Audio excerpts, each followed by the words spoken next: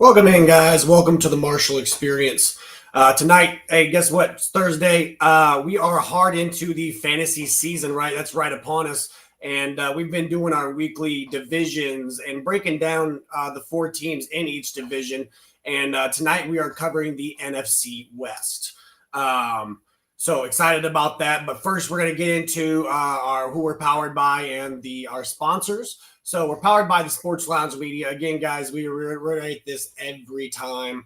If you guys haven't gone and checked them out on YouTube, Facebook, Instagram, TikTok, really you name it, it's called the Sports Lounge Media. Big things happening over there, and we couldn't be more excited than being a part of it. A lot of things coming from that aspect. But our sponsors are the Mogul brand and the Diamond Collection. We still do have our product, guys. This is our Black Diamond Concentrate from the Diamond Collection. It's a premium mineral supplement crafted to elevate your hydration experience. It is infused with 77 essential minerals and naturally alkaline to a pH of 10. It does deliver powerful, reoccurring electrolytes to support your optimal wellness. It's formulated with no dyes, sweeteners, and artificial flavors. Black Diamond Concentrate is 100% natural. Just 2 dropperfuls of this in just a standard size bottle of water can really transform the way you hydrate.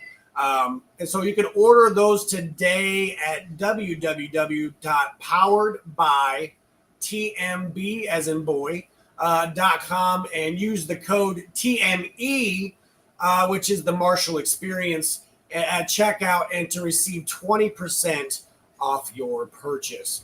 Again, big things hope that happening. Big things that happening with what we've been a part of, and we thank everybody for allowing us to be a part of that.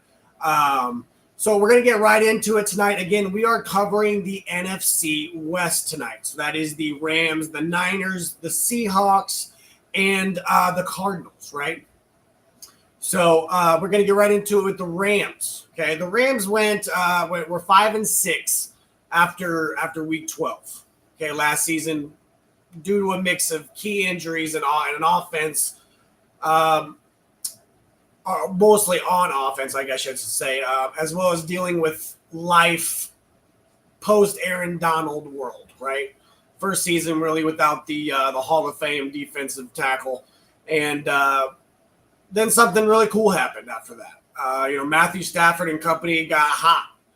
5 consecutive wins down the stretch, clinched the NFC West for the first time since 2021.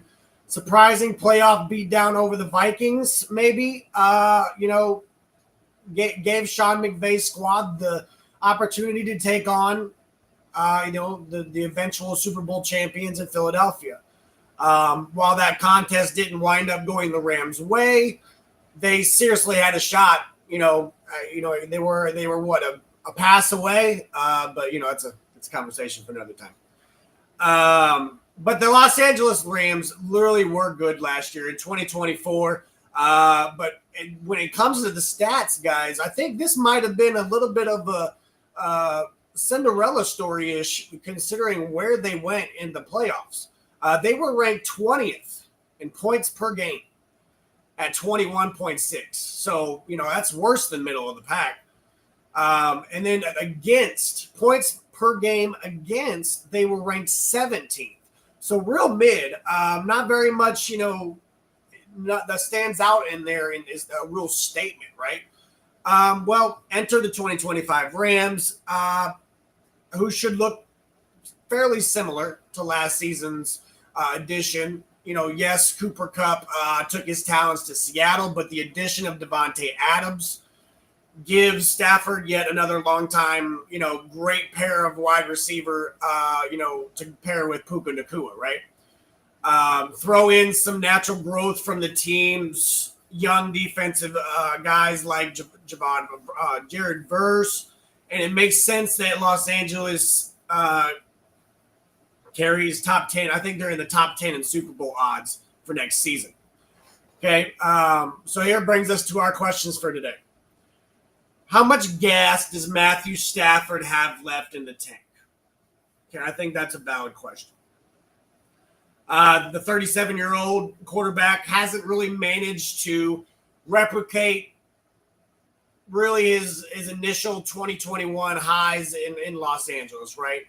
But he's also seldom had his two top wide receivers healthy at the same time in recent years as well. From Puka missing 6 games last year to Kupp sitting out a whopping 18 times since 2022.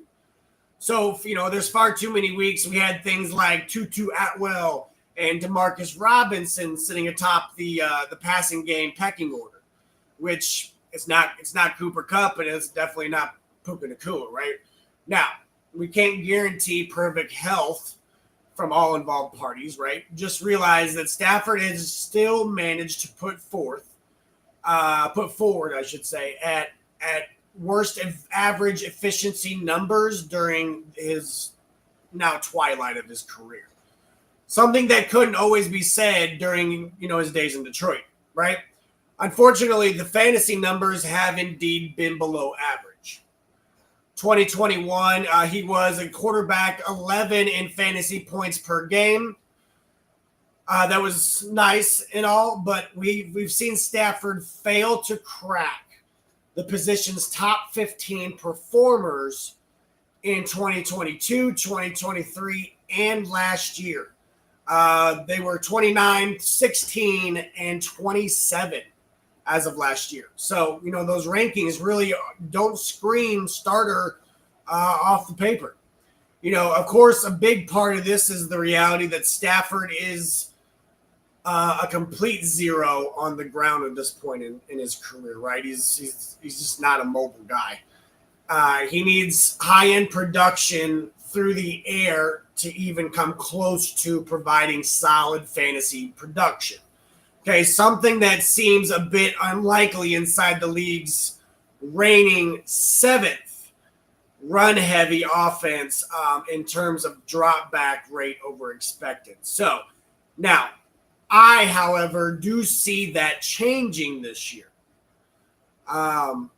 With the addition of Davante Adams, I think that him and Puka Nacua are going to require a certain amount of targets, and you're going to have to be able to feed that. I understand Kyren Williams will be there, but it just doesn't. Davante Adams has been known to get disgruntled, especially in Las Vegas. When the situation is just not there, he's pretty blunt about it. So I don't see that. I see Sean McVay utilizing his weapons, right? And I see this being more of a 60-40 towards the pass game this year. So what is our fantasy outlook for Matthew Stafford? Okay, there's an argument to be had that the disparity in ADP between guys like Jared Goff at 14 and Tua at 22, and then you have Stafford at 24. Okay. Then again, none of these guys are exactly the sort of fantasy archetypes we should be going out of our way for. Again, I've been touching on if they are just reliant on their pass game and they have a bad game where they throw only 180 yards and a couple picks and they have a bad game, well, you're looking at possible negative points. And, with the ability to, if you're not throwing the ball that well that day, being able to look at the ability to take off and be a mobile quarterback that day on that Sunday, that's not an ability that these guys have, right? I'm perfectly fine with Stafford on a best ball or a super flex lineup, right, as a later like quarterback 3. Although I prefer guys like Geno Smith, more rushing upside, and Michael Penix, which is just higher weekly shootout potential, at a similar price tag, unless we're specifically trying to build a stack, right? Unless you have a wide receiver of some ones that you can stack with. Next question is Kyren Williams. Is Kyren Williams that good? And, well, does it even matter? On one hand, Kyren has racked up 2,831 total yards and 31 touchdowns over the past 2 seasons. Respectable numbers. Okay, but scoring more points per game than scoring more PPR points per game than any other running back not named CMC, Saquon Barkley, or Jahmyr Gibbs. Okay. Now, on the other hand, you'll be hard pressed to find an efficiency stat from 2024 that paints Williams as anything other than a bad running back. Okay. This is Williams among 31 running backs, so starters among the league, with 150 carries in 2024. He was 25th in yards per carry at 4. 27th at yards per after contact per carry. Okay, 23rd in tackles avoided per carry. 29th in explosive run rate. So that's those longer runs, right? And 28th in yards per route run. So the receiving game was definitely not there either. Okay, that's not even including ball security concerns. Williams put the ball on the ground 6 times last season, tied for the second highest mark of any running back.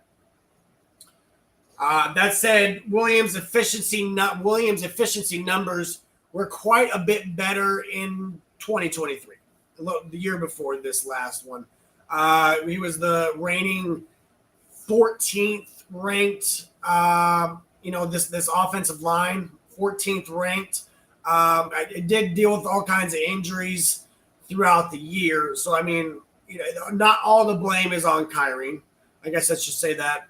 But the biggest thing when looking ahead to 2025, it's tough to assume Sean McVay will just magically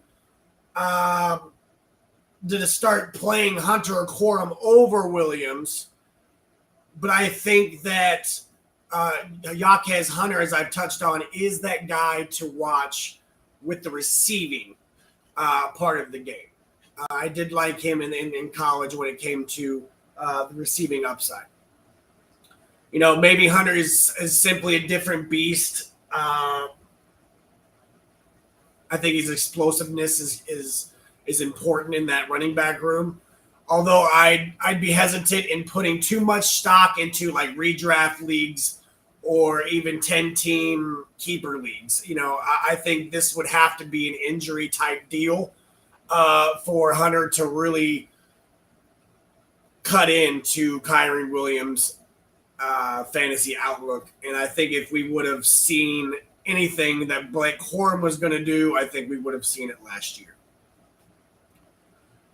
So what is our outlook for Kyrie Williams? The fantasy world is seemingly, I think maybe a little too low on Kyrie Williams. If he wasn't going to lose his job last season, why would this year be any different? Top 5 treatment should be reserved for running backs capable of combining high-end efficiency with elite volume, but Williams standing as the running back 6 in utilization reflects the reality that he more than makes up for any deficiencies in the former category with flying colors in weeks of the season.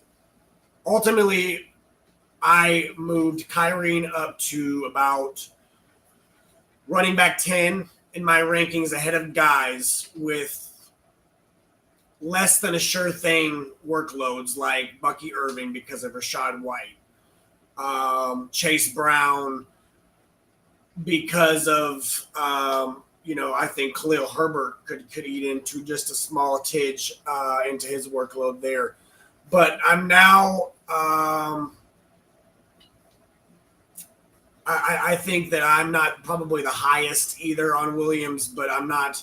I think he is treated a little bit lower on the ADP. I think that I do lean towards Hunter having the first crack of the job should anything happen to Williams. Uh, Maybe Corum due to film just from being familiar with the offense, but it's not strong enough to certainly warrant. Um, I'd rather take handcuffs like Tyler Algier, Ray Davis, Trey Benson than those two. But the ultimate question about the Rams, I think, is can both Puka Nacua and Devontae Adams put up wide receiver one numbers in 2025? Watching Puka Nacua play football is a joy to me. The competitiveness after the catch stands out at a position full of divas. And I'd argue nobody is better when it comes to finding a way to get both feet down in bounds in the league along the sideline. The man is a work of art. The results through 2 seasons have accordingly been nothing short of masterful in fantasy land. Okay, overall, Nacua has averaged 18 points per game since 2023, trailing only Odell Beckham Jr., Randy Moss, Jahmyr Chase, Bob Hayes, and Justin Jefferson when it comes to per game fantasy production, during their first 2 seasons of a career in the Super Bowl era. Okay, so pretty impressive company there. Somehow the per route efficiency numbers have been really, he's one of the best route runners in the game. Okay, then we go to the other side. We have Mr. Devontae Adams. Okay, the first question you probably have is Adams still even that good anymore? My answer is yes. Does this look like a washed wide receiver? In my opinion, no. It took Adams a bit to catch his groove with Aaron Rodgers last season, but things eventually went quite nicely down the stretch. Overall, only Jahmyr Chase and Brian Thomas Jr. Scored more fantasy points than Adams during the final 6 weeks of 2024. So he was a wide receiver 3 the final 6 weeks. The 17-game pace was ultimately quite fantastic. We're talking over 100 receptions at 104. 1,320 yards and 11 touchdowns in a bad offensive environment with Aaron Rodgers. Numbers that would have really produced almost nearly 18 points per game, which was wide receiver 8 status last year. So if he maintains that, it's pretty impressive. While there has been some side of decline when it comes to Adams' ability to maybe separate, even a lesser version of himself is still pretty damn good relative to most players at the position. Okay, so Devontae Adams is, we talk about that open rating, which is their ability to separate. Okay, so this is since 2020. He was first in 2020. He was the best in the league. 2021, he was 6th, 22, 8th, 23, 15th, and last year 14th. So we just see that small decline there, but he's still one of the top guys in the game. Turning 33 next December, Adams doesn't profile as the same game-changing alpha he was 3 or so years ago, right?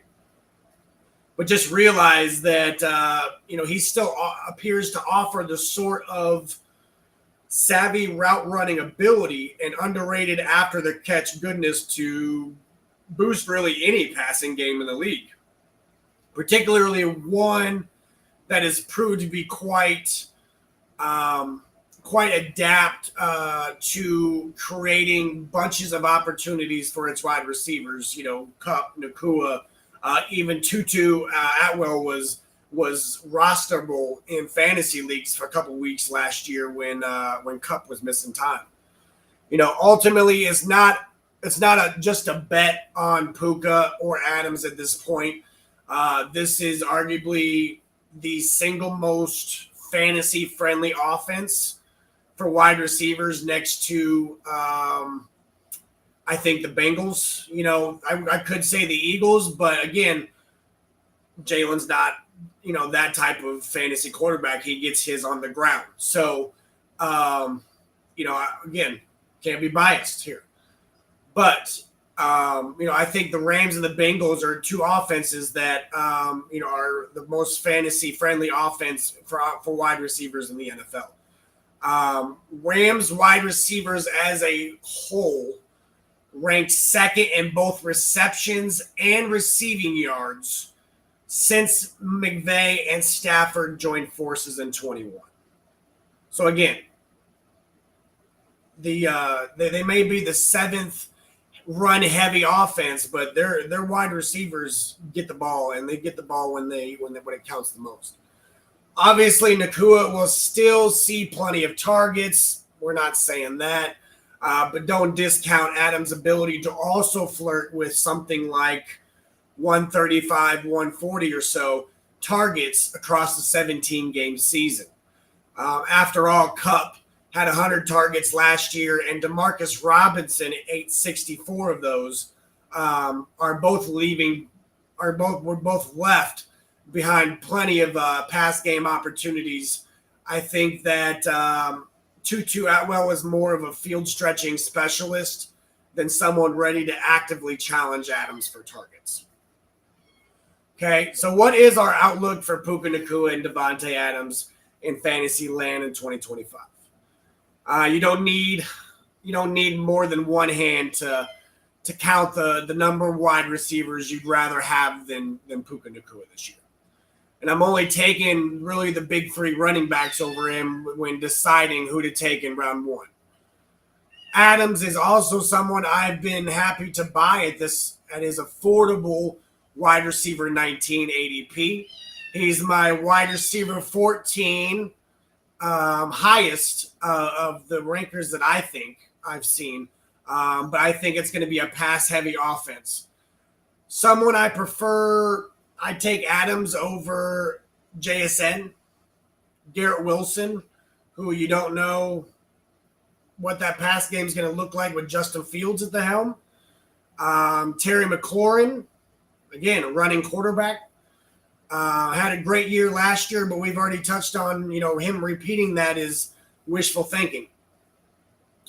And it's also due to large part of trust in the Stafford-McVay partnership, as well as, faith that Father Time isn't coming for Matthew Stafford just yet. Okay, the Rams did just sign him, gave him $46 million across the next 2 years. But don't let those Allen Robinson ghosts distract you from one of the cheapest opportunities to draft Adams, right? AKA one of the game's very best wide receivers recently in years. I'm also not entirely against throwing a late round at Tutu Atwell. We can touch on him for a second. He's a real speedster for sure, but I don't think he's stealing targets from either of the team's two big wide receivers. But in football, speed counts for something. There are also simply that many players at the position making 8 figures this late in the draft. They did give him a pretty decent extension, or re-signed him, I guess I should say, to the 1 year, $10 million, I think it was. And, we did see McVay give Tutu Atwell a true every down role early in last season, when both Puka and Kupp both were sidelined. You know what I mean? He was the next guy to step up once Kupp was out or Nacua was out. To the tight end position, where does that leave us?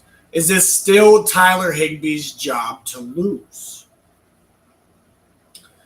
He's turning 32 this year. He didn't really suit up last year until week 16 after the brutal season-ending knee injury in 2023. Yet Higbee didn't look any worse for the wear during his we got 5 appearances, scoring 3 touchdowns in limited snaps while posting 5-catch and 7-catch performance in the playoffs. His 11 points per game, including playoffs, was good for tight end 9 status, ahead of guys like Mark Andrews and Dallas Goedert. Okay, of course, this was before the Rams used the 46th overall pick on tight end from Oregon, Terrence Ferguson, who I was very high on and would have loved in Philadelphia. But he reminds me of a K. Dotton-esque tight end, and I think he could be solid. This sure sounds like the sort of pass-catching talent at the position capable of stealing targets from Higbee, if we're going to be honest, even if the veteran manages to keep the starting job. Okay. Bottom line is Ferguson profiles as a rather awesome late second or early third round pick in rookie fantasy drafts, dynasty drafts. Okay. Particularly in tight end premium, but a third or fourth round, I wouldn't. Stab in just a rookie dynasty makes sense. I've been very happy with scooping him up after day 1 and 2 talents are already off the board. Okay. That said, I wouldn't expect much from either tight end in redraft land this season. The tight end position has never been a major factor in McVay's offense. Okay. As only the Packers, Giants, and Panthers have delivered fewer overall targets to the position since Stafford took over in 21. Okay. Let's talk about a possible IDP, right? We're going to be in an IDP league here pretty soon. Does Jared Verse already deserve to be mentioned among the league's best edge defenders? Okay, well, is the reigning defensive rookie of the year, tallied only 4.5 sacks and 11 tackles for a loss in 2024, but 2 additional sacks along with the scoop and score in the playoffs make it tough to deny the 19th overall pick, I think, in 2024 deserves a little bit of recognition as a serious problem on the line of scrimmage, right? His pass rush efficiency numbers relative to the rest of the league's edge defenders are pretty damn awesome. He's 9th in PFF's pass rush grade and 6th in pass win rate. You can certainly already pencil in that he's going to have I think he's going to be a top 10 best player at the position this next season. So, but here's the real scary part. Verse joins Micah Parsons, Chop Robinson, and Will Anderson as the only rookie defenders to register a pressure on at least 15% of their pass rush snaps since 2020. Some might say that's some pretty good company. Just talking about Micah Parsons and Will Anderson alone. So what is the prediction for the Rams in 2025?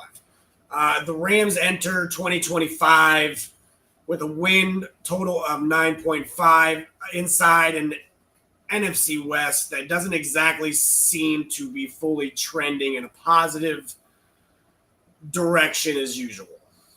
Accordingly, give me the over for the Rams for a squad that the right mix of veteran difference makers and then the young playmakers. I think maybe a bit better injury luck this season could have them real contenders for another NFC championship contention next January. As for my bold fantasy prediction for the Rams, I have both Puka Nacua and Devontae Adams as top 12 fantasy performers, thanks to the large part of Matthew Stafford largely ignoring everyone else in the past game. Next team we're going to talk about tonight is the Seattle Seahawks. Year one of the post Pete Carroll era in Seattle wasn't all bad. Mike McDonald and company wound up winning 10 games, including 6 of their final 8 contests down the stretch. Yet the team's middling +7 point differential reflects the reality this wasn't exactly a powerhouse. Okay. The Seahawks in 2024 were 18th in points per game at 22 and 11th in points per game against. So the defense was actually not bad. They were almost top 10. But clearly the front office wasn't content with running things back on offense, right? Got rid of Geno Smith, signing Sam Darnold and Cooper Kupp to replace longtime Geno Smith, DK Metcalf. It remains to be seen how the signings are going to pan out. But hey, at least the organization is trying new things, right? So this brings us to our questions. Can Sam Darnold replicate in 2024 and 2025 with Seattle? Okay. Darnold might have been he was obviously seeing ghosts, right, throughout his first 6 years of ball in New York, Carolina, and San Francisco.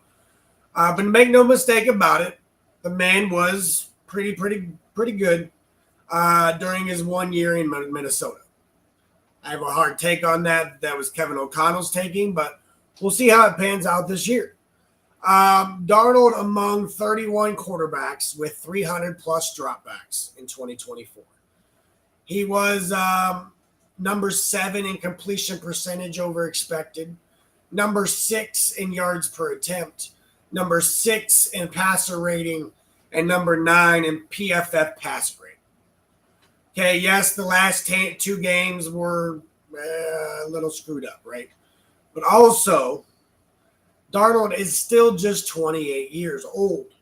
Last year was more or less the first time we actually got to see an extended view of him inside of a hallway. It was narrow enough, but a decent, halfway decent offensive environment. Okay. Now, we have to give him some credit for, being a part of one of the league's most efficient passing attacks during the first 17 weeks of the season. But one little problem is that Darnold's offense is hardly guaranteed to be as quarterback friendly in 2025 as it was with Minnesota. Last year's Vikings were superior to the Seahawks when it came to support cast rating. And that was before they swapped DK Metcalf and Tyler Lockett with Cooper Kupp and Marquez Valdez-Scantling. Okay, so then you throw in the PFF ranks 31st ranked offensive line. Not good, guys. And it's fair to say that this Seahawks offensive environment might be a bit closer to what Darnold saw during his years in New York as opposed to his time with Kevin O'Connell and company. Okay, now, new Seahawk offensive coordinator Clint Kubiak did indeed get some good moments out of Derek Carr, particularly before he suffered before the Saints suffered a lot of O-line injuries and wide receiver injuries. But it's tough to say that his X's and O's will be able to fully overcome the potential disadvantage of their Jimmies and Joes, right? So, what is the fantasy football outlook for Sam Darnold for the Marshall experience? The reigning quarterback 9 in fantasy points per game. Darnold is suddenly someone who is proven capable of supplying starting quarterback, one level goodness across an entire season. Still, the potential for defensive-minded head coach Mike Macdonald to embrace the run, combined with such little offensive firepower outside of JSN, makes it tough to shoot the veteran too high for me in the ranks. But the early mid quarterback 20 range alongside guys like CJ Stroud and Tua feels about right. Okay. So the running back situation is Kenneth Walker poised to see a workhorse role.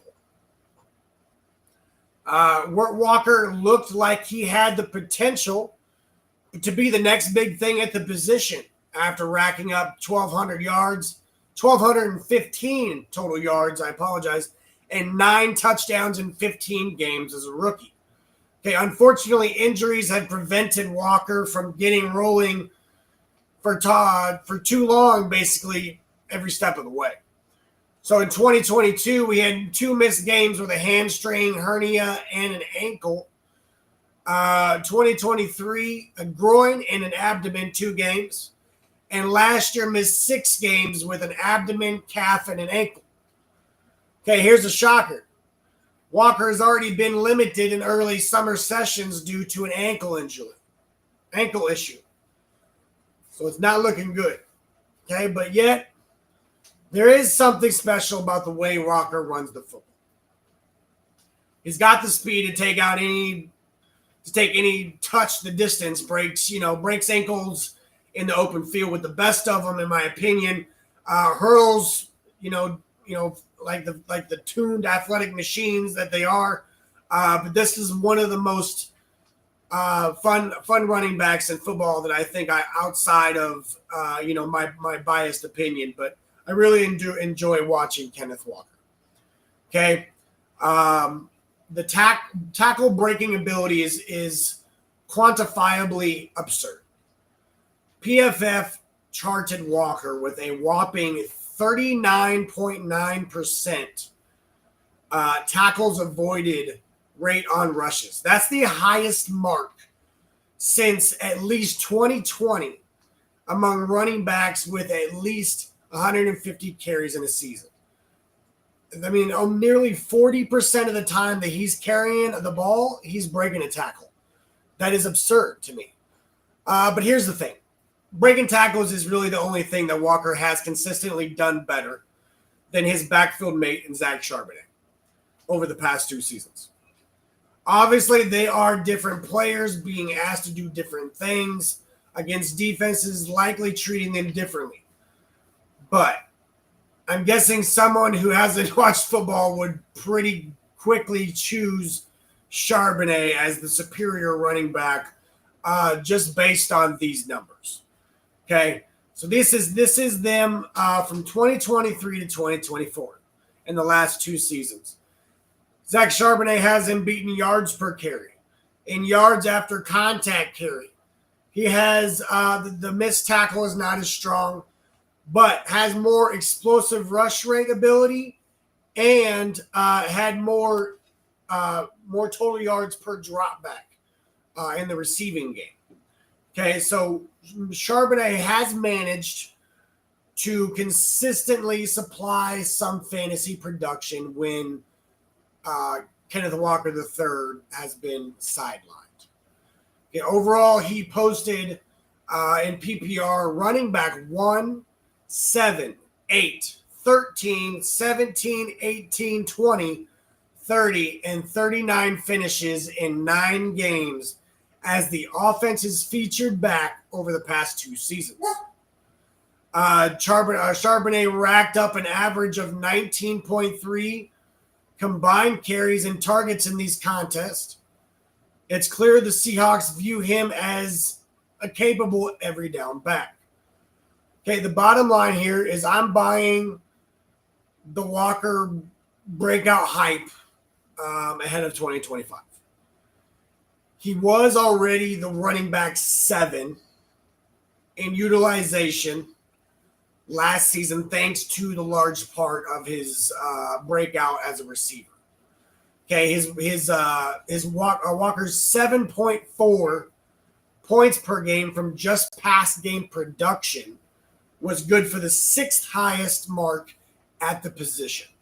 Okay, 1 year's worth of blessing from the injury gods could help produce a movie inside that Clint Kubiak's rushing scheme for Kenneth Walker. He is my running back 12, ahead of guys more so of like James Cook, Aaron Jones, thanks to the potential for the elite tackle breaker to handle a true every down role inside this new and improved Seattle Seahawks run game. As for Charbonnet, the handcuff upside is undeniable. But I don't love the extra cost needed to acquire him compared to fellow guys and clear number 2 options like Tyler Algier, Trey Benson, and Ray Davis, among others. So now we get to the wide receiver room. Could JSN compete for the league in targets? Okay, we talked about the Nico Collins. We've talked about these guys that have the opportunity to just absolutely be a black hole for targets this year. Okay, the 2023 NFL's 20th overall pick was had a rookie season to forget, really, after just totaling 63 catches for just over 600 yards, despite not even missing a single game. Okay, whether you want to blame it on, an August wrist fracture, Shane Waldron, sorry, Bears fans, or just simply JSN adjusting to a professional game. It was tough to be too optimistic ahead of 2024. Then this funny thing happened. Smith. I just call him JSN. JSN started balling out. Okay, one of just 10 players to catch triple-digit passes last season.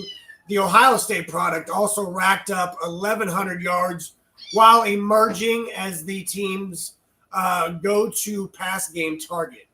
He already looks the part of a crafty veteran, really the slot, one of those really elite slot guys capable of creating consistent separation thanks to, smooth athleticism and the understanding of space. Okay. More downfield opportunities also helped. Okay. JSN's average target depth increased from 6.4 in his rookie season to 9.2, as did more trust from Geno Smith and just in general. But, overall, JSN caught just 3 of 12 contested targets in 23 before snagging 12 of 26 in 24. So, that also almost doubled in percentage. But let's be honest, can JSN keep all this up with new competition in the form of Cooper Kupp? Short answer is maybe. And it's probable. Kupp's open rating separation metric and rank by year reflects the reality that we aren't quite looking at the same baller that we were in early 2020, 2021. Okay? Because his Kupp's open rating by year, 2021, he was ranked 13th. And in 2022, he was ranked 56th. 2023, 72nd, and 2024, 107th. Injuries have certainly played a role, but that's not a good look, guys. To be fair, there was still a ceiling here either way. Cup worked as the overall fantasy wide receiver 4 in points in weeks 8 through 14 last season. Okay, the former Triple Crown winner, just like Ja'Marr Chase last year, will still be remembered as one of the most productive wide receivers of the 2020s. But I have a hard time getting behind a 32-year-old veteran who likely won't get as many opportunities to operate out of the friendly confines of the slot as he's used to. Okay, finally there's Valdez-Scanlon, MVS, who hilariously managed to put his best foot forward in New Orleans last year despite dealing with the worst quarterbacks of his career. But his receiving yards per game by quarterback, he was 36 with Aaron Rodgers, 30 with Patrick Mahomes, only 4 yards per game with Josh Allen. And last year with Derek Carr and Spencer Rattler, he had 48.1. So again, best year. You're playing with Hall of Famers, and now you're playing with Spencer Rattler. The man just made some plays deep, and that's enough familiar work between MVS and his old OC Clint Kubiak to believe that he'll catch a few of those beautiful deep balls from Darnold. But just realize we're still talking about a guy projected for a lowly 38 targets on the season. Okay, so the bottom line is here, guys, is there are enough moving pieces to be at least somewhat skeptical about JSN repeating last year's wide receiver 18 goodness in PPR land. But then again, maybe we shouldn't overthink the clear-cut number one option in the pass game who just caught 100 passes in his second professional season. Ultimately, I'm in line with JSN's wide receiver 18 ADP and don't avoid him in drafts. Okay? I wouldn't say I would go out of my way to continuously take him ahead of guys like Tyreek Hill or Devontae Adams, who's in that same range. But on the other hand, Cooper Kupp is someone I haven't drafted much at all this offseason. The wide receiver 49 in average draft position isn't bad, but I'd prefer youthful options who flashed in 2024 like Josh Downs and Keon Coleman at that price who might see more of a target share.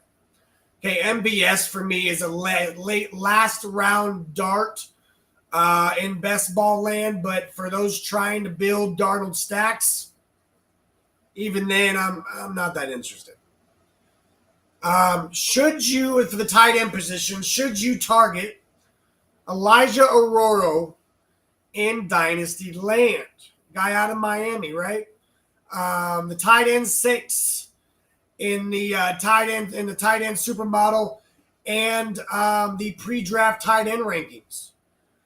But he profiles as sort of a young tight end, very much capable of taking some targets from Noah Fant, even if it takes him a little bit of a time to earn a full-time role. Okay. Kubiak regularly rotated multiple tight ends with the Saints. Okay. And the Seahawks thought enough of the fourth rounder, AJ Barner, to play for at least 20%, 25%, I apologize, of the offensive snaps in every game of last season. Okay. So you're going to see those two tight end sets, guys. Barring the team's outright release of Fant now, this profiles as a muddled community, unlikely to produce a consistent high-end fantasy option in the near term. Okay, but the bottom line is I'm out on all parties involved in redraft land. Okay, while Aurora's potential to be one of the more one-trick ponies as opposed to full-time inline option at the position has me preferring fellow two-day guys like we've talked about Terrence Ferguson and the LSU product Mason Taylor in the middle rounds of those dynasty rookie drafts. Okay, so what is our outlook for the Seahawks in 2025? What's our prediction? The Seahawks have entered 2025 with a 8.5 win total, a mark which they have topped 12 times in the last 13 years. And yet, this guy right here, this bozo, is taking the under. Maybe the team's high-profile quarterback and wide receiver transactions, yield great results. But I'm very concerned about this offensive line, bringing the worst out of Darnold yet again. I'm also a bit dubious of the generally overwhelming positive Kubiak offense. Yes, the Saints dealt with a lot of rough injuries over last season, but we're also making quite a few excuses for a guy who led one of the worst offenses in the league weeks 3 through 18. And are we really going to solely give him credit for blowing out the Panthers and the Cowboys in week 1 and 2? I'm not. I'm blaming, a healthy Saints team. Surely those weren't, the league's 2 worst scoring offenses, in the first 2 weeks, but kind of fell off the cliff there, right? That said, my bold fantasy prediction is that Kenneth Walker rides a rare bill of good health to a top 8 finish in Fantasyland thanks to a boatload of touches and enough explosive plays to make up for an overall scoring offense. Okay. Next team we're going to talk about is the Arizona Cardinals.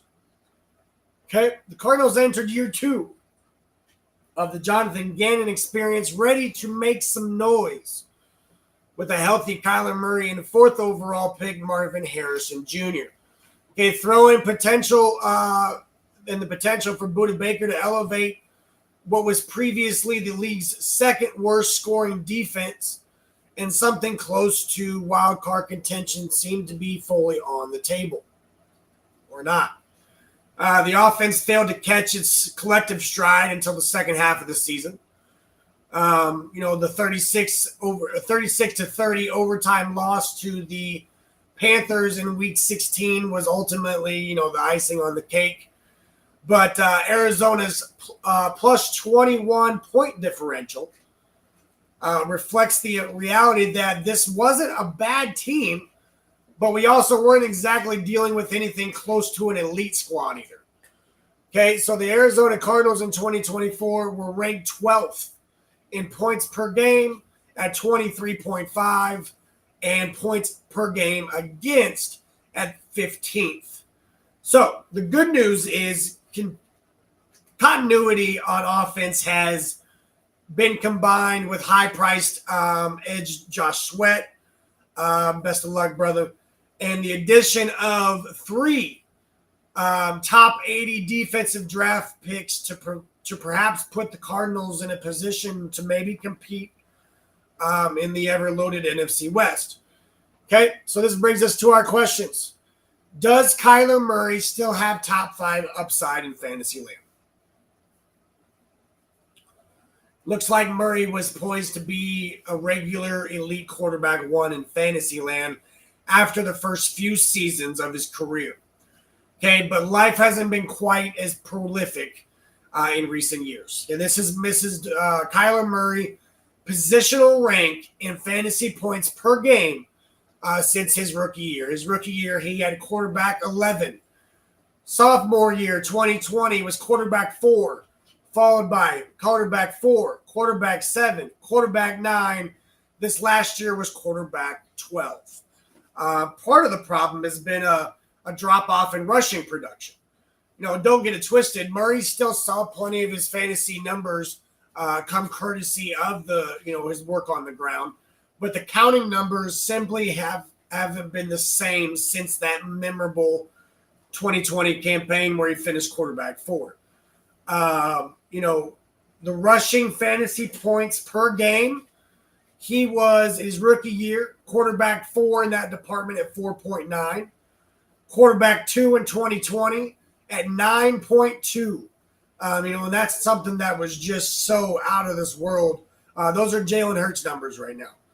And, followed by quarterback 6, 7, 6, and 7, followed up to next year. So now Murray has spoken publicly about being open to running more with the knee injury more being behind him.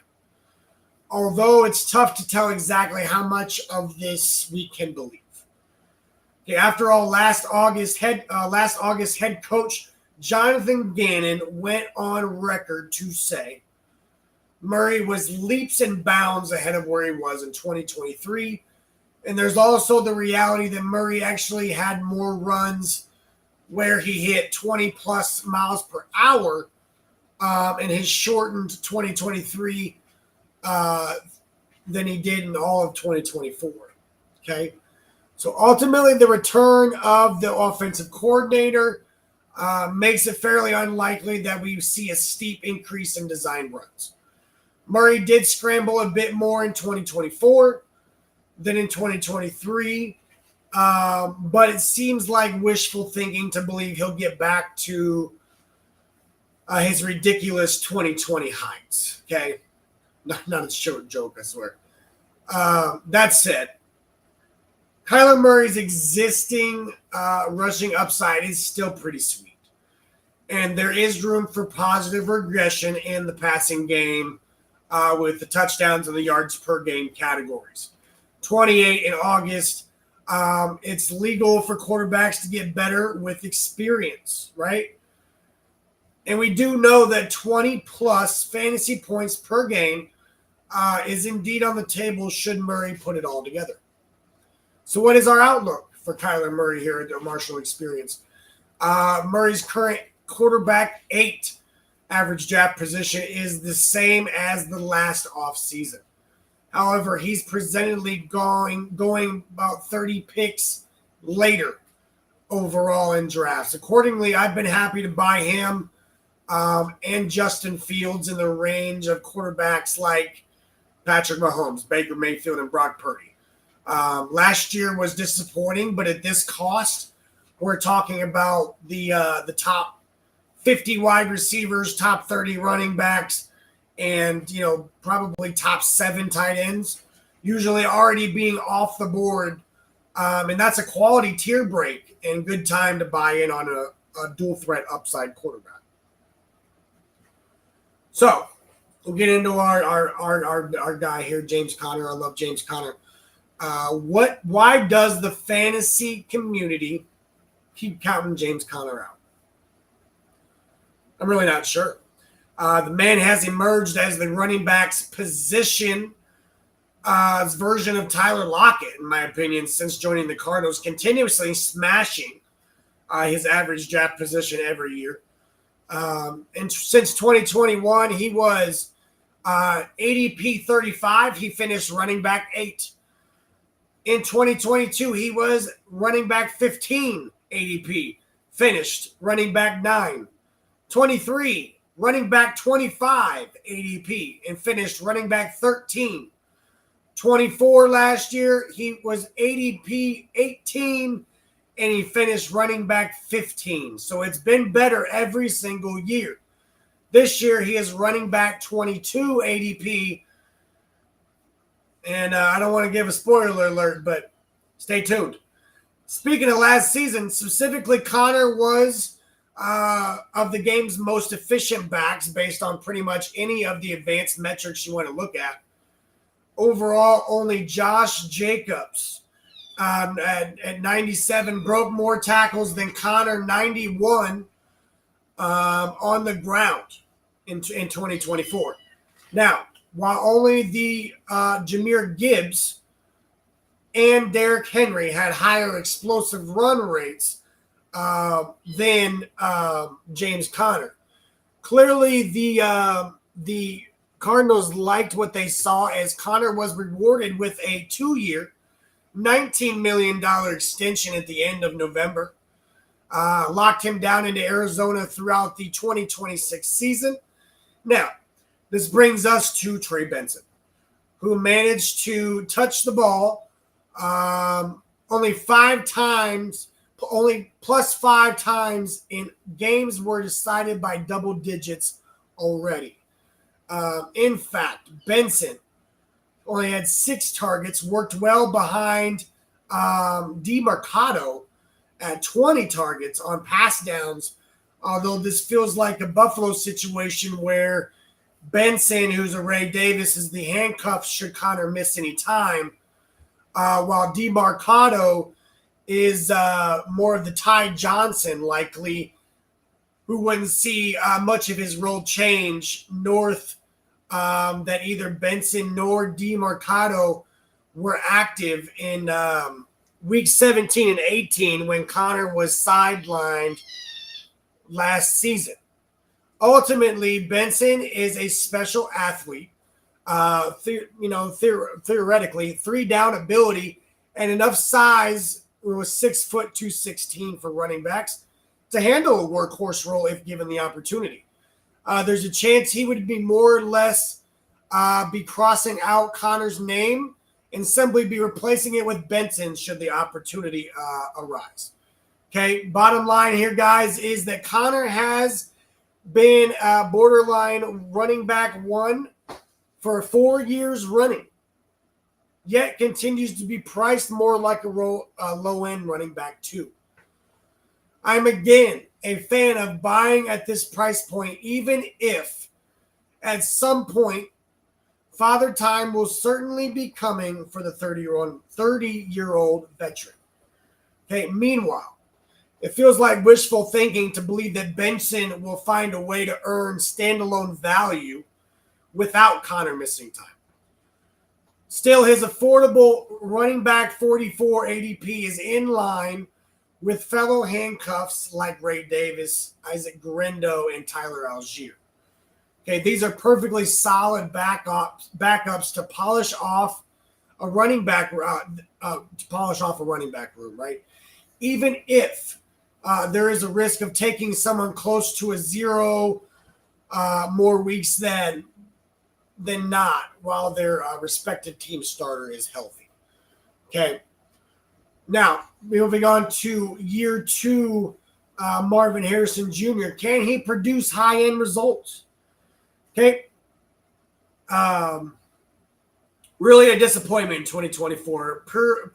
Purely relative to Harrison's standing in the fantasy football community prior to the season, as he carried an average draft position inside the position's top 10 overall players across the industry.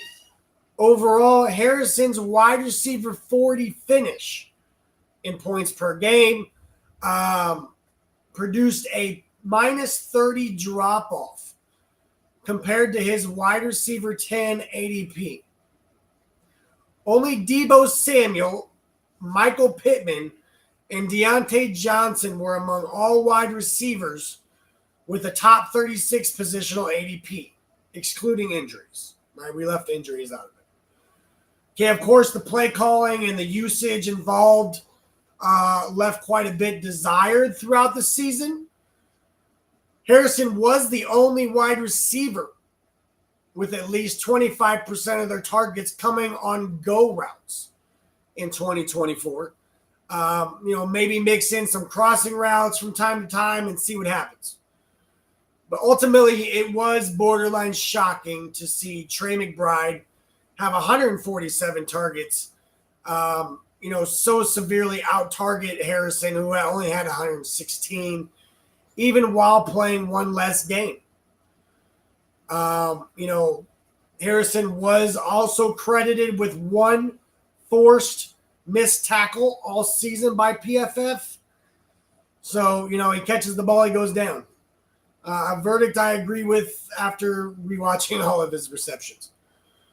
There's plenty good out there, though, too. Harrrsion made more than a few impressive contested catches. And his counting numbers are still in line with plenty of year one performances from future greats.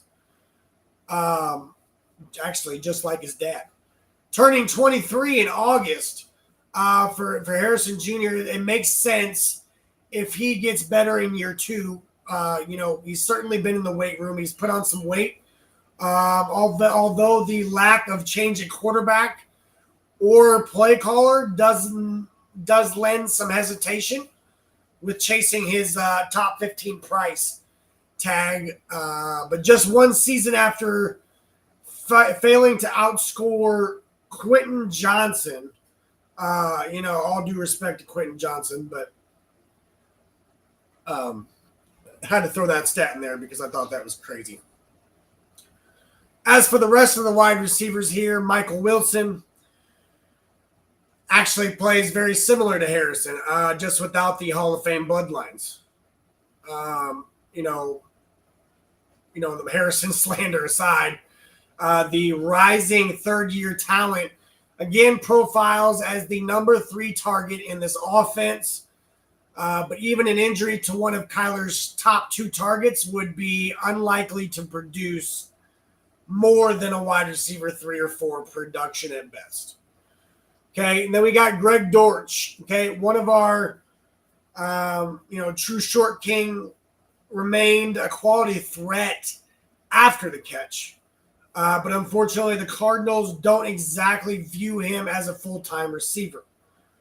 Dortch played more than 45% of the offensive snaps just 4 times last season and never after week 6. Okay, then we have Zay Jones.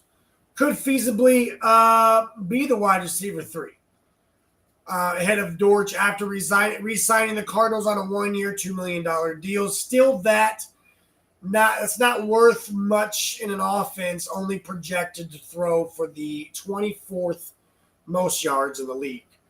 Okay, so what is our outlook for Marvin Harrrison Jr. in 2025? It's certainly feasible that Harrrison starts to live up to his generational billing and puts up the sort of season that makes last year a funny memory. But man, there's hardly any discount being afforded in early drafts. Early round 3 is cheaper than the borderline round 1 cost from last season.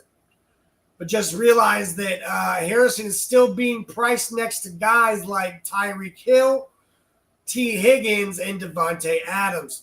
I haven't gone out of my way to draft 2024 4th overall pick. And I'm also not too excited about investing in these complementary options. Feel free to throw a late round dart at Wilson if trying to build a stack maybe, but generally I'm most interested in this team's run game and its star tight end. Now, speaking of him, does Trey McBride deserve round two, consideration in fantasy land? The stud tight end broke out in a major way in 2024, catching 111 catches off his ridiculous 147 targets for 1,146 yards, and you named it, wait for it, 2 touchdowns. The best part about McBride's massive 3-year campaign was the missed tackles. Definitely the hurdles, if you watch his game tape from last year. But the massive season has fantasy managers foaming at the mouth for more. As McBride is currently going out in rounds 2 or 3, along studs like T. Higgins and Josh Jacobs. And guess what? I believe this is warranted. After all, McBride was the 32nd highest scoring flex player last season in PPR points per game. Going around pick 25 overall isn't too big of a stretch while considering the potential for some positive regression in the touchdown scoring department. Unlike with Harrrsion, the continuity under center and at OC is a major benefit here, meaning one of the game's best players at the position should again have a copious chance of proving just that. Now, Trey McBride, what is the outlook for Marshall experience for 2025? I'm ranking McBride ahead of Brock Bowers because McBride was more productive last year, and two, his offensive system is more stable. Now, Geno Smith is an upgrade over what Bowers was dealing with last season, but there's also not the same guarantee that he'll receive as much garbage time production in what should be a more functional offense and team under Pete Carroll and Chip Kelly. If you think about it, guys, a lot of Brock Bowers' stats came in garbage time last year. I'm not sure they're going to get a lot of garbage time this year. My fourth most drafted tight end this offseason, McBride is available right at where I consider there to be a tier break at both running back and wide receiver. So it's a lot cooler if you can get him in round 3, but a late second round pick is also reasonable. Okay. What is our prediction for the Cardinals in 2025? Cardinals enter 2025 with a 8.5 win total and a mark which they've failed to top in 8 of their last 9 seasons. Okay, unfortunately for Cardinal fans, I believe the times will be staying rough. I'm not sold enough on the continuity at hand to believe better results are awaiting the horizon after an offseason which featured minimal big-time additions. Sorry, Josh Sweat. But give me the under. As my bold prediction, though, is James Conner will beat his ADP for the 5th year in a row and return a top 15 fantasy finish. Okay? Last team that we are going to talk about tonight is the San Francisco 49ers. I appreciate everybody sticking around. We should be done here in about 20 minutes. The 49ers were, let's be honest about it, a 4th down stop away from winning Super Bowl 53. And accordingly, again, profiled as one of the top contenders in the league entering last season. Or not. They were supposed to go back to the Super Bowl after in 2023. But tough season for the 49ers. The injury bug and the rough 2-6 record in one-score games prevented Kyle Shanahan and company from winning the NFC West for the 3rd year in a row. San Fran wound up losing 7 of its final 8 games. This was, by most accounts, a mediocre football team last season, guys.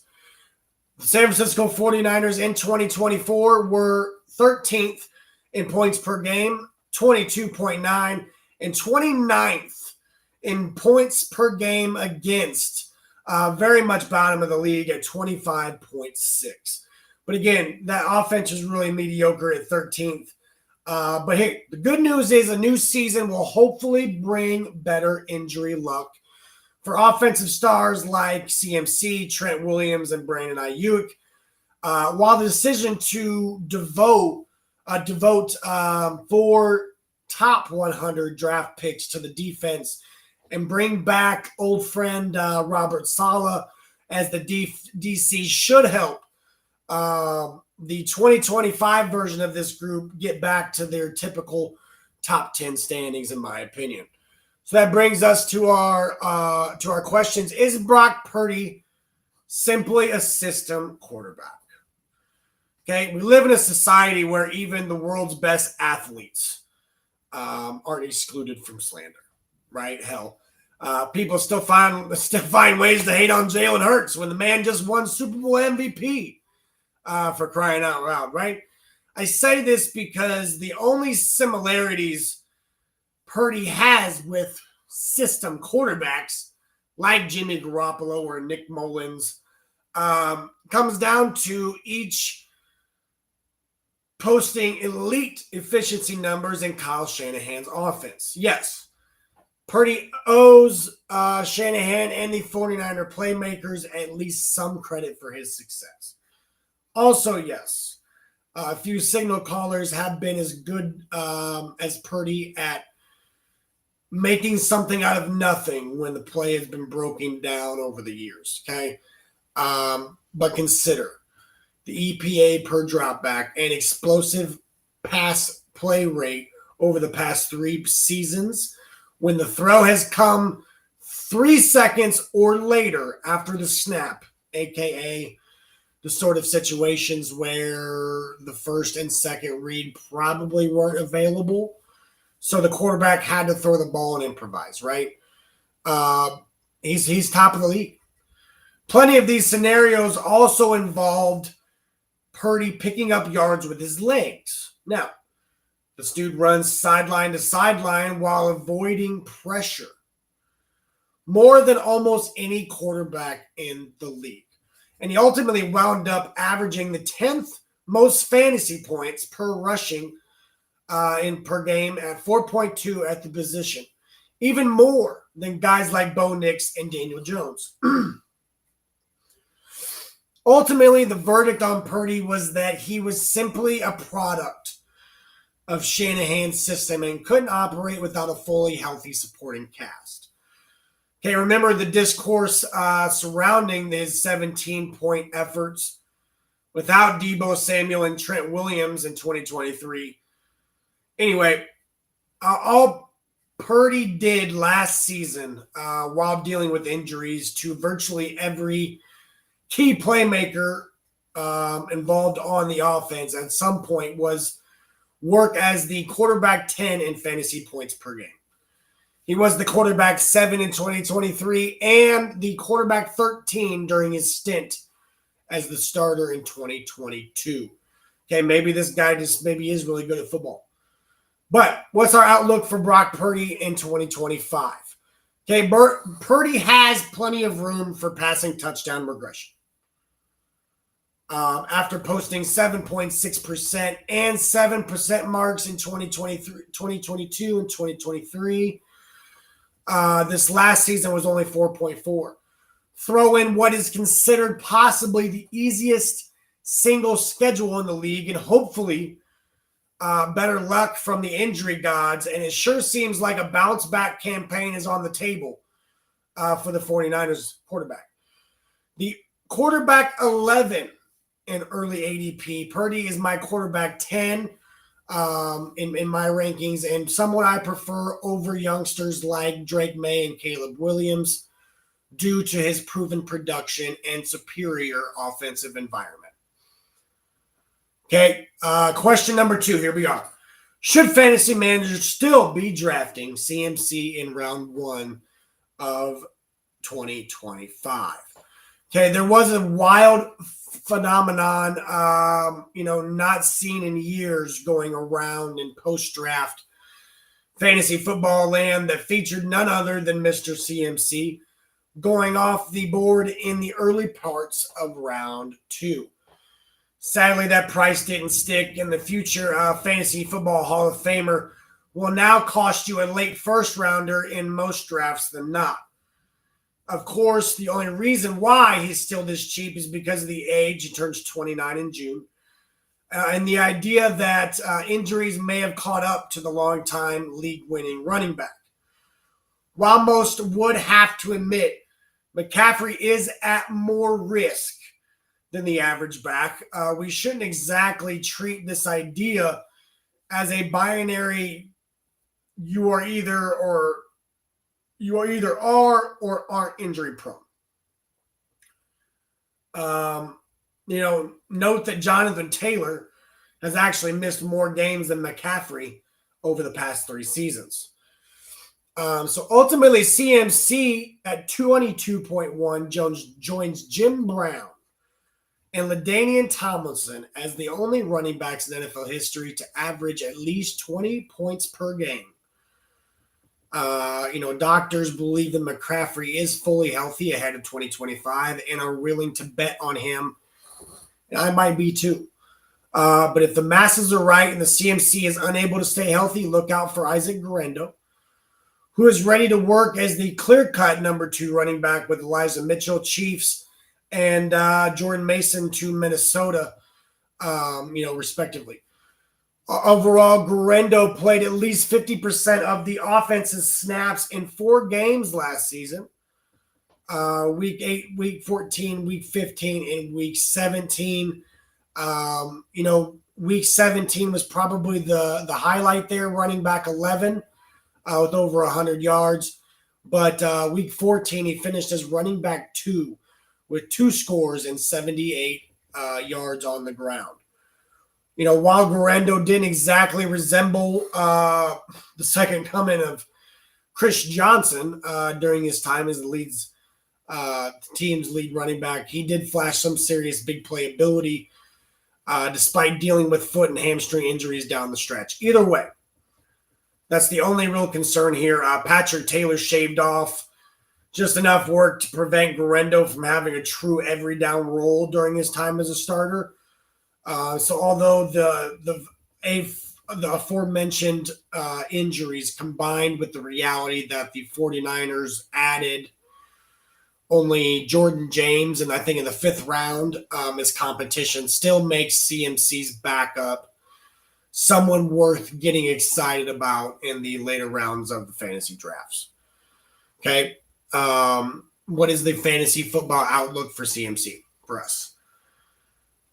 McCaffrey is the consensus running back 5 and someone you could reasonably rank as high as running back 3 without getting too big of a complaint from me. He's my 12th ranked player overall, only behind 7 of the game's brightest, youngest upside players at wide receiver. Meanwhile, Guerendo is firmly in the running back 4 handcuffed here with guys like Taylor Algier, Trey Benson, Ray Davis. He would instantly be in the weekly top 15 conversation should McCaffrey miss any time. Then again, there's a weekly risk of a complete 0 anytime the 49ers starting running back is healthy enough to suit up. Are there 3 wide receivers in San Francisco who deserve high-end fantasy consideration? Well, judging by the price tag for each of Dwan Jennings at 36, Ricky Purcell at 41, and Brandon Ayuk at 46, I'd say yes, considering the value. But let's break down the candidates here. Jennings emerged as the legit high-end pass catcher last season after mostly just being a blocker during his first 3 seasons of his career. Now equipped with a legit full-time role with Deebo Samuel out of the picture, it sure seems like Jennings has triple-digit target upside and the potential to work as one of the past game's top dogs, especially while Ayuk is sidelined. Reminder that Jennings was the wide receiver 26 in points per game last year and would have cleared the 1,000-yard mark with better health. Onto Ricky Purcell, on the other hand, there were flashes, down the stretch. On one hand, again, flashes down the stretch for Purcell running some good routes to get open versus man coverage. But we saw this produce legit results during the final 2 weeks of the season against the Lions, which it was 8 catches for 141 yards and a touchdown, and against the Cardinals at 6 for 69 and a touchdown. So there was the banged up Lions and a defense that we've already talked about tonight that wasn't really that great. On the other hand, I don't love the fact that Purcell wasn't credited with a single forced missed tackle on 31 receptions last year. The 5-game stretch where he totaled 21 yards despite running a route on 69% of Purdy's dropbacks isn't ideal, guys. Obviously, coming back from literally getting shot in the preseason, deserves to be mentioned in any critique of Purcell's rookie season. But either way, it's a bit of a leap of faith in thinking that the rising second-year talent is good enough to displace either Ayuk or George Kittle in this passing game pecking order when everyone is healthy. As for Brandon Ayuk, he just had surgery in mid-November to repair a torn ACL and MCL. This late in the season timing and multi-ligament nature of the injury adds quite a bit of concern for me when attempting to project an early season return. Although being optimistic with a potential 9 to 12 month timeline would put him on pace to perhaps get back to work at some point in September. Still, the PUP list certainly seems in play. I think they've already done that, but it seems reasonable to expect the stud wide receiver to miss at least the first 4 games of the season. Finally, shout out to Demarcus Robinson, who caught 7 touchdowns for the Rams last season, and notably runs the goal line route better than maybe possibly anybody in the league. But bottom line, this is one of those situations where the uncertainty surrounding the health and upside of everyone involved has resulted in the parties being priced cheaper than what they should be. Okay, accordingly, we have a nice opportunity to buy each of Jennings, Purcell, and Ayuk at wide receiver 4 price tags when it seems likely that each could work as upside wide receiver 3 types whenever on the field. Okay, this point holds doubly true for Jennings and Purcell, considering their potential to eat during the early part of the season while Ayuk is sidelined. Okay, ultimately, I lean towards Jennings leading the way during the early part of the season. But Ayuk, the second he's able to suit up and perform at his typical level, that said, starting running backs like DeAndre Swift, Isaiah Pacheco, and Aaron Jones are also available in that range. And I've accordingly spent more draft capital on this last tier of clear-cut backs than non-alpha wide receivers and run-first offenses with CMC that project to be fairly spread out, like the Colts, 49ers, Packers, Bills, right? On to George Kittle. Is George Kittle poised for possibly his biggest season yet? It might seem wild to expect such heights from a tight end who will be 32 in October. Then again, nothing from last season would suggest that we're looking at anything other than one of the best pass catchers in the world. Overall, Kittle just became the 5th player in NFL history to gain over 1,100 yards on under 100 targets, joining Stephon Diggs, Deshaun Jackson, Jordy Nelson, and Mike Wallace. Pretty good company, and again, to make this point clear, he's a tight end. It's honestly been impressive how productive Kittle has managed to be over the years, despite all the mouths to feed in this ever-crowded 49ers offense.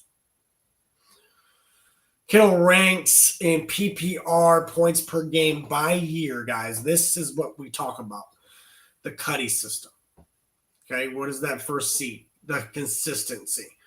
Since 2018, he's been tight end 3, tight end 2, tight end 3, tight end 4, tight end 2, tight end 6, and then last year tight end 1. So again, you're drafting the top 6 right now, guaranteed fantasy tight end. Okay, now George Kittle. What's the fantasy outlook for George Kittle here at the Marshall Experience? Kittle is tied for my 5th most drafted tight end this year. And honestly, I'm just mad I haven't managed to get him more. Regularly going after, top 24 wide receivers and top 4 quarterbacks. Kittle is in a sweet spot in drafts where you aren't exactly foregoing, no doubt, elite options at other positions to fill the tight end, that lone tight end spot. Okay. Now, what is our prediction for the San Francisco 49ers in 2025? The 49ers 10.5 win total reflects the reality that Vegas and the world at large doesn't seem to be buying San Fran's down 2024 campaign is a sign of more bad things to come.